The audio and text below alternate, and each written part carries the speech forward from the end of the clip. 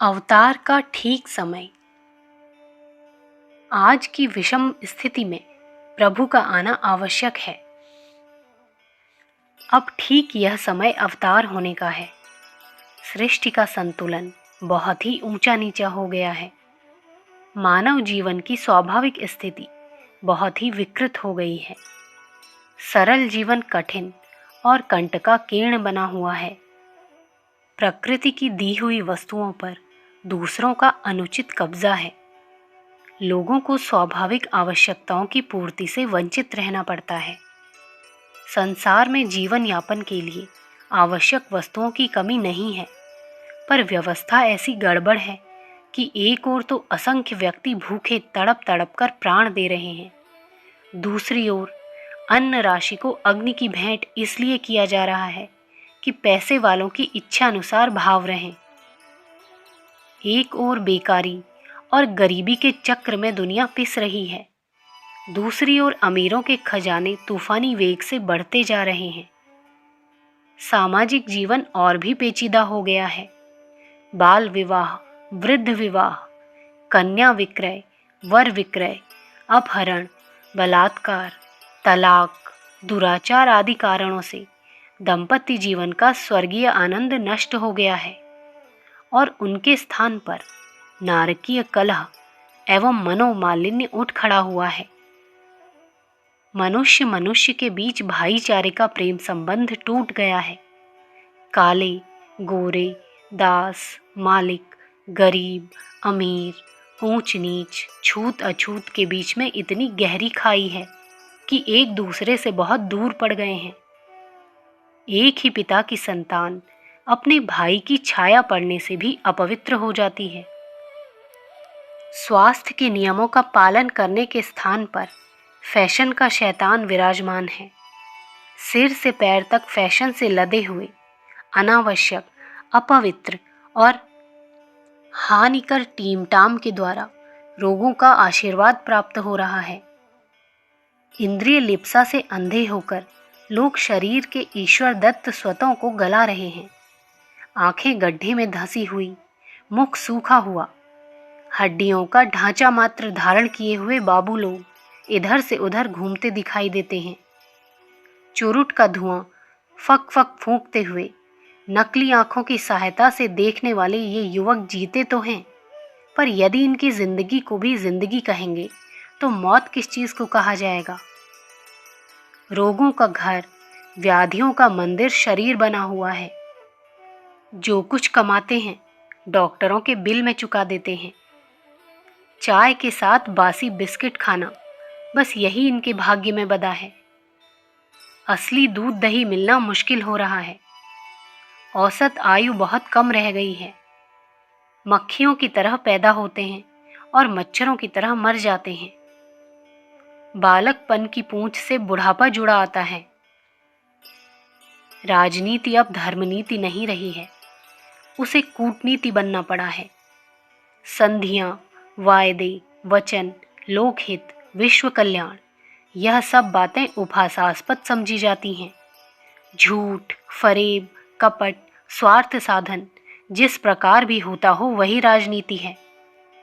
हम देख रहे हैं कि राजनीति के कर्णधार अपने विरोधी को बुरा सिद्ध करने के लिए धर्म और न्याय की दुहाई देते हैं, पर उनके अपने व्यवहार में धर्म और न्याय को जरा भी स्थान देने के लिए तैयार नहीं होते।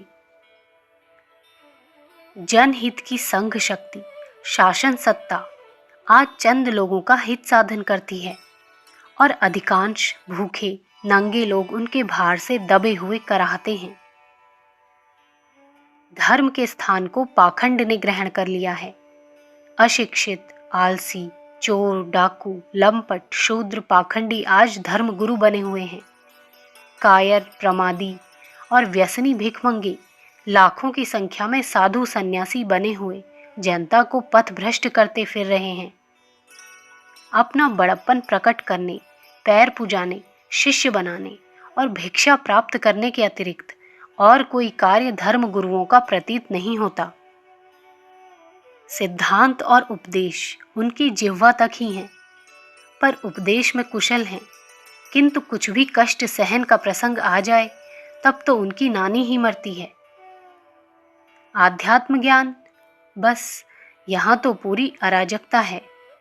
अंधश्रद्धा, अज्ञान, भ्रम, उन्माद, हठधर्मी, यही आध्यात्म तत्व की चार दीवारी बन गई है। आज कपिल और कर्णादि हमें दिखाई नहीं देते, जो अपने तर्क और अनुभव की कुल्हाड़ी से भ्रम जंजालों की कटीली झाड़ियों को काट दें और अध्यात्म तत्व को अंधकार में से उबार कर किनारे तक पहुंचा दें। सभी दिशाओं में अव्यवस्था का साम्राज्य छाया हुआ है। इस अशांति की मरुभूमि में से दो पिशाच पैदा हुए हैं, स्वार्थ और असत्य। हर मनुष्य अपने स्वार्थ के साधन में प्रवृत्त है। इसके लिए वह बुरे से बुरे काम, नीच से नीच कुकर्म करने को तैयार है। पुरुष रुपयों के बदले अपनी कन्या को तराजू से तोलकर वृद्ध और रोगियों को बेचने लगे और स्त्रियां सतीत्व का व्यापार करने लगी हैं। चोरी, दगाबाजी, विश्वासघात, ठगी, ऋण मारना, हत्या, कौन सा ऐसा जघन्य कार्य है जिसे मनुष्य अपने स्वार्थ साधन के लिए नहीं कर रहे हैं।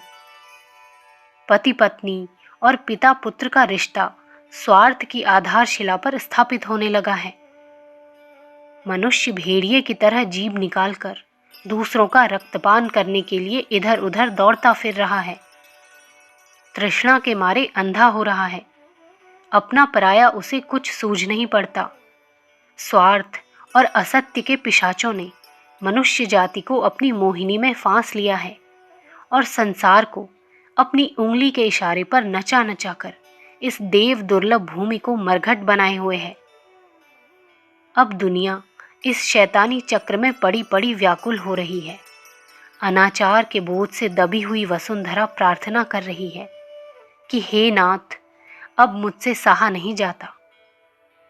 भगवान उसकी प्रार्थना को स्वीकार करते हुए शीघ्र ही प्रकट होने की तैयारी कर रहे हैं।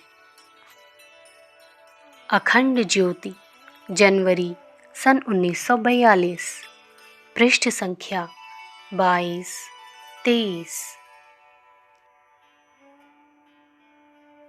विचार क्रांति दूत यूट्यूब चैनल को सब्सक्राइब करें एवं अगले वीडियोस प्राप्त करने के लिए बेल आइकन दबाएं।